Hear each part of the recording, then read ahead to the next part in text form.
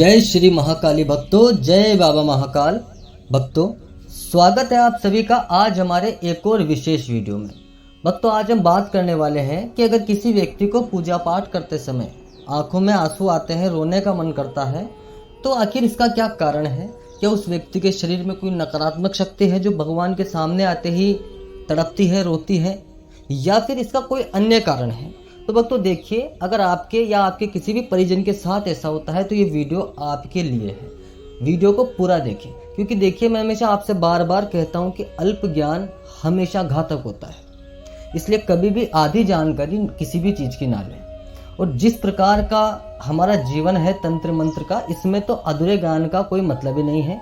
अधूरा ज्ञान सीधा व्यक्ति को बर्बादी और मौत की तरफ ले जाता है, इसलिए हमेशा पूरा वीडियो देखें।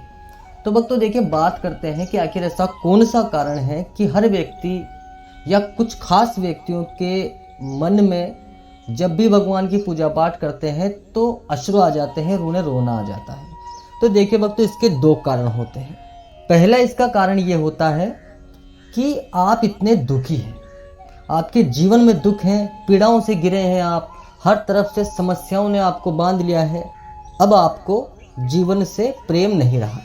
जिस व्यक्ति के जीवन में हर तरफ से समस्याएं होती हैं, जिसका भगवान के सिवा कोई आसरा नहीं होता, जब वह पूजा पाठ करता है, भगवान के समीप बैठता है, तो उसको रोना आना स्वाभाविक सी बात है।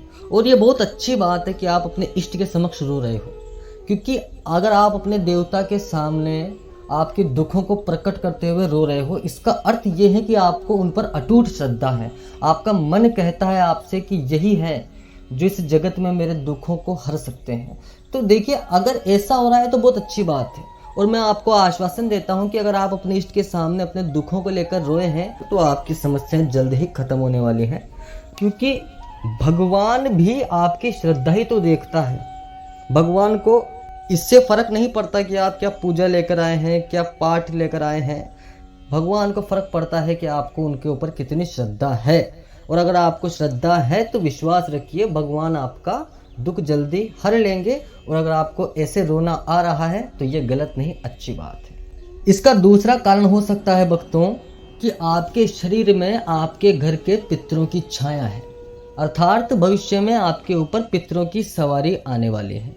क्योंकि देखिए, हमेशा जब भी पितृ आपके शरीर में प्रवेश करने वाले होते हैं तो वह जब भी किसी पूजा पाठ में आते हैं या कभी किसी बड़े देव के सामने बैठते हैं तो वो रोने लग जाते हैं, क्योंकि फिर आप नहीं, वो उनसे अरदास करते हैं कि हमें मुक्त करो, हम परेशान हो चुके हैं।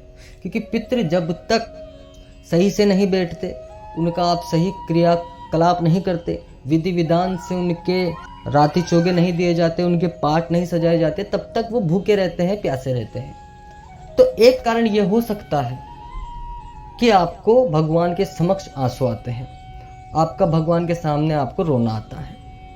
तो देखिए, दो कारण हो गए। अब तीसरा कारण मैं आपको बता दूं कि ये भी हो सकता है कि आपके ऊपर कोई नकारात्मक शक्ति हो जो भगवान के समक्ष जाते ही रोने लग जाती है। लेकिन उसमें एक शर्त है।